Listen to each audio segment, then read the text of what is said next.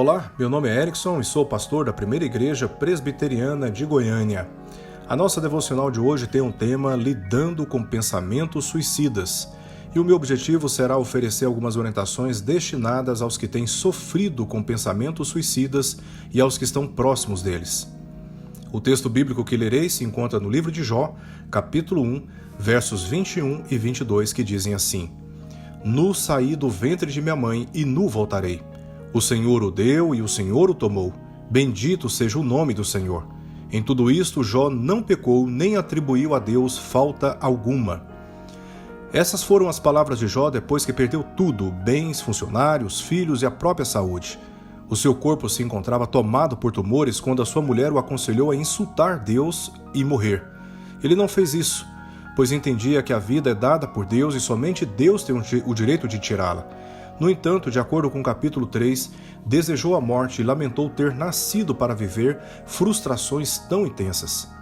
A Bíblia menciona vários casos de pessoas que não apenas desejaram a própria morte, mas que realizaram esse desejo.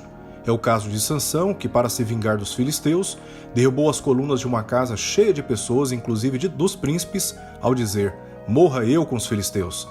Juízes capítulo 16, versos 29 a 30. O rei Saul é outro exemplo. Por recusar se entregar aos seus inimigos, se lançou sobre a espada do seu escudeiro e se matou. Isso está registrado em 1 Samuel capítulo 31, versos 4 e 5.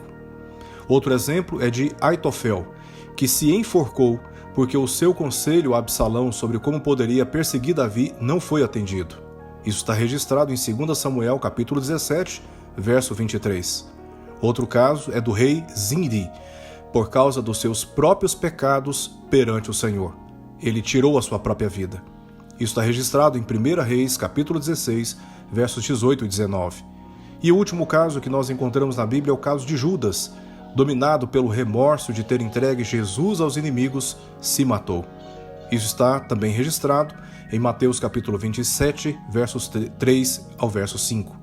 Existem muitas razões pelas quais as pessoas tentam suicídio. Não há uma explicação única e simples. Quando a vida parece opressora, quando o desespero supera os sentimentos de esperança e quando a vida perde o significado e o propósito, a pessoa pode pensar que o suicídio é a única maneira de parar e escapar da dor e do sofrimento intoleráveis.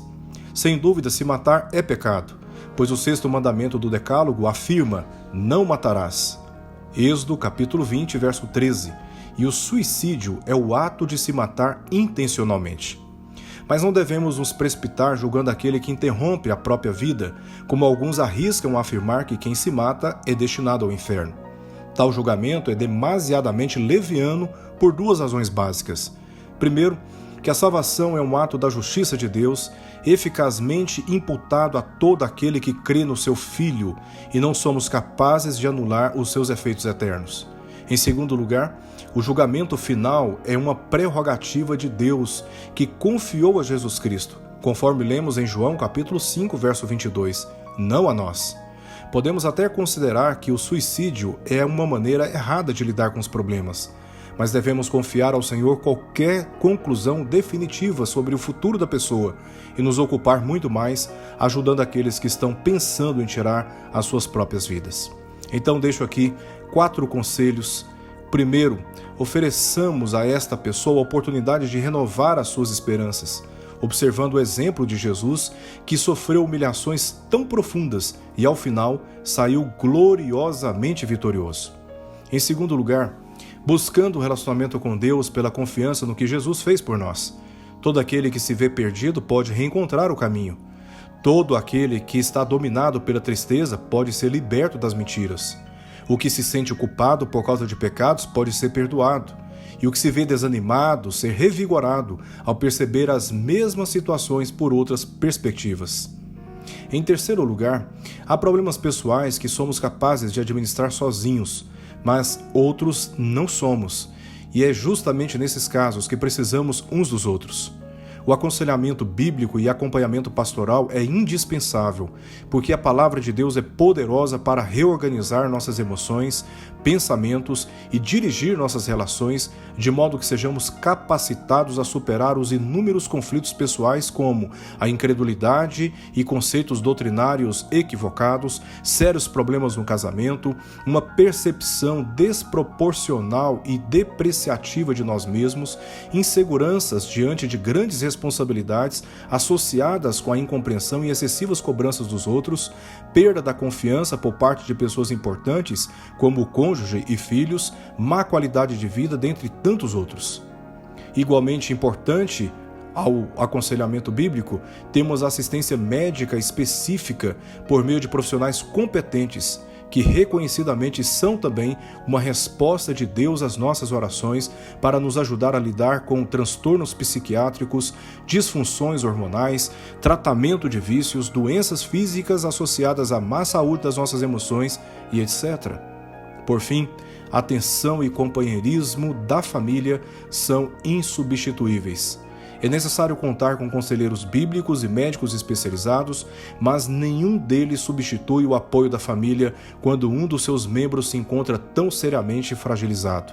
Ninguém conhece tão bem uma pessoa como pais e irmãos para detectarem os primeiros sinais de pensamentos suicidas, se aproximarem e acionarem ajuda no momento mais adequado.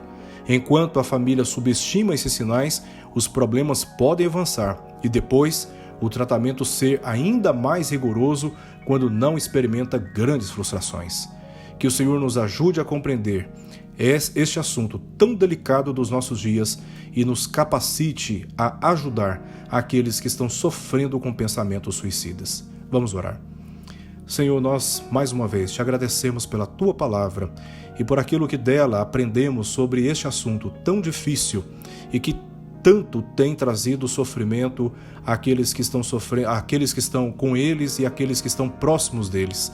Que o Senhor, na tua misericórdia, alcance cada um com a tua paz e com a tua sabedoria. Nós rogamos por isso em nome de Jesus. Amém.